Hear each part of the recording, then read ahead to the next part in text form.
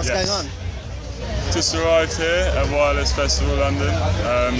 Just sort of like getting involved really. I did Birmingham Wireless last night, which was wicked. It was a bit of a stress getting there because I had a flight cancelled from Croatia. Oh damn. just going in and hit the M25, traffic. Got there a little bit late for my set, but still went in, straight on stage. Smashed it. Did the job. Yeah, it was wicked, man, really good. So I'm really excited to be here in London. A little less journey for me, maybe like half an hour journey. So I'm here with a couple of mates, having a few beers, taking the festival in, and going to enjoy the set later. Nice. Where were you in Croatia? Hideout? Yeah, Hideout. How was Hideout? Really good, man. Had like 3 days off there. You know, did a gig on the. I did a boat party and played at like the stage in the evening. It was wicked, man. Such a good vibe. Sun shining all day long. Lots of beautiful people, and it was great, man. You been out there before? No, first time, man. Yeah. It's such a beautiful place, man, and it's a cool festival as well. But you know, I left on the last day. A lot of painful. Little people looked like very wounded. Broken, man. Like the airport was just like the sight out of like a zombie film. You know what I mean? Everyone like asleep on the floor. Just anything that they could put a head on. It's like, wicked, right? I mean, you obviously travel the world, and you know you do a hell of a lot of festivals and big events. I mean, how do you compare like the festival vibe to maybe like, you know, your club vibes? Festival clubs, like, you know, it's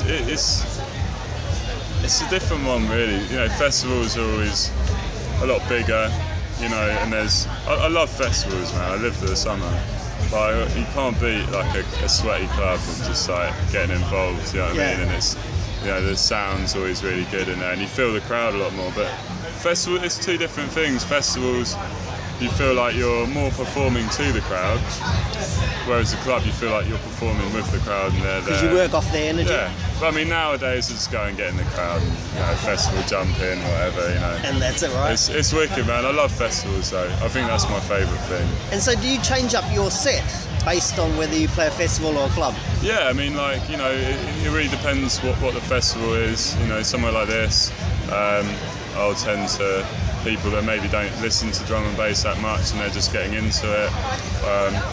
Clubs, if everyone's there to see me, I just do whatever, you know, I play. Like, I always play all my own tunes, of course, but sometimes clubs that go a little bit harder, specific drum and bass festivals go a little bit harder. But to me, it's just, I tend to the crowd, so, you know, I have certain set intros that I do, like, that I usually do.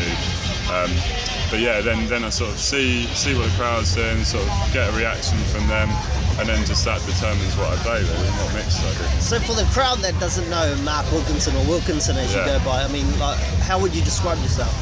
I make drum and bass, and you know, I make harder stuff, and I also, you know, my passion is really getting the songs into the drum and bass and getting hooks in there. Vocals? Or? Yeah, vocals and things that make like a connection, you know what I mean, with the crowd, and you know, with the listener, something that you can listen to in your iPod and sort of bring you up when you're down on a day, but also that you can hear on a massive system that you're going to dance to. That's my thing, man. I always listen to music in my iPods, and I always want to kind of have that. You know, I know what I like, so I just make what I like, and hopefully people like it. You know, that's my vibe. I mean, you know, being a producer, you must use so many different types of kit. I mean, what's your favourite piece of kit? To be honest, I just use a lot of stuff within the computer now, you know, and I've got like a bass station too by Novation, and that's my little bit of outboard, and you know, I just mainly just sort of like I record, you know, vocals, and you know, you've got so much now within a computer that replicates instruments, you know, pianos and strings, like full orchestras in the computer, and you're playing it.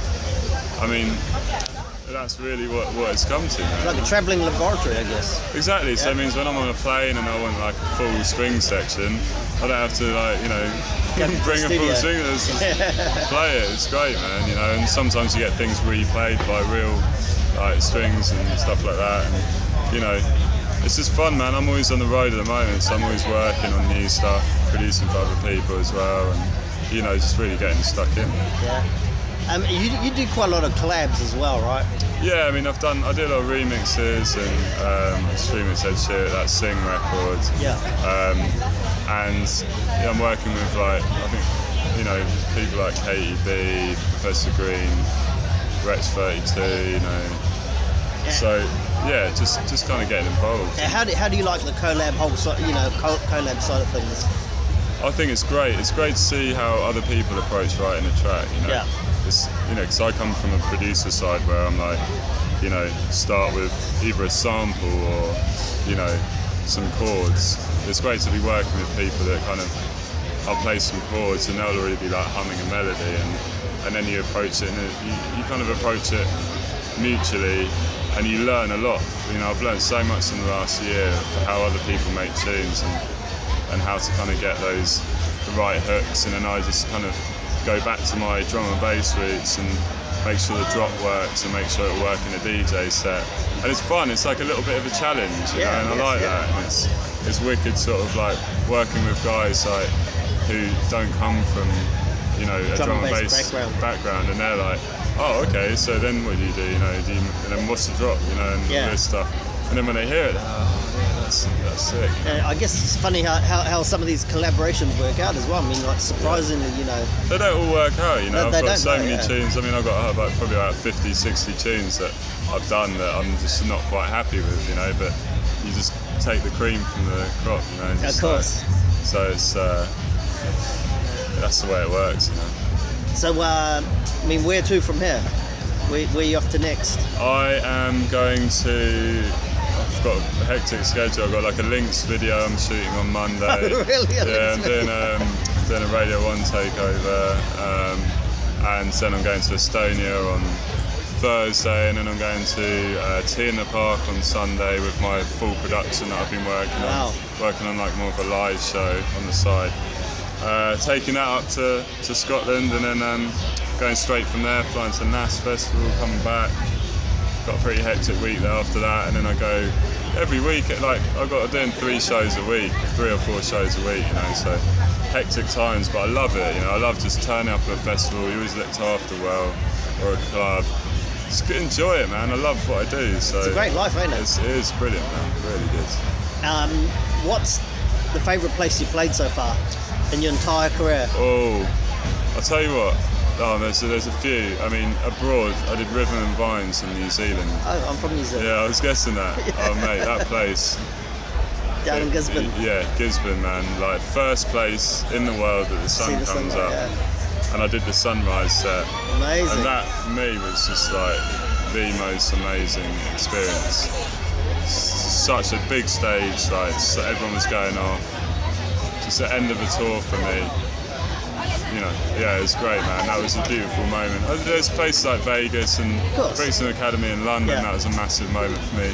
Radio 1 Big Weekend was a massive moment for me. My first full production show with all my lights and everything like that. Doing something different. But yeah, that moment in New Zealand was big. That was a big moment. That's awesome to hear. That's really good, Dan. So what are you looking forward to coming up? I mean, is there something that's really like pulling out there that you can't wait to get to? Yeah, I mean, there's so much. SW4 is like my big London show with my production, and got all the guest vocalists coming down. So for me, that's a pretty big one. Reading and Leeds as well, and Tea in the Park, obviously. Mate, there's so many festivals I can't call out so much, but SW4 for me is going to be the big one. You know? Nice. So this full production show you're doing now, I mean, that's obviously so much different to just doing a straight DJ set. It is. It's an expensive thing to do, but it's great just to be like, you know, having the benefits of selling a lot of records and being on road a lot and saving money, and then just throwing it all back in on a big LED-W and some more things.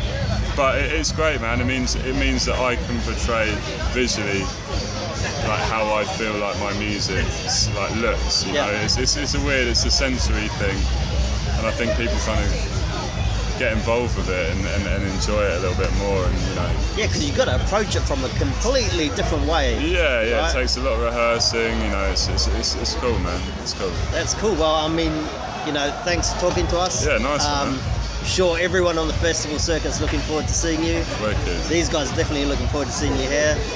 And all the best. Yeah, nice. Thank you very much. Thank you very much.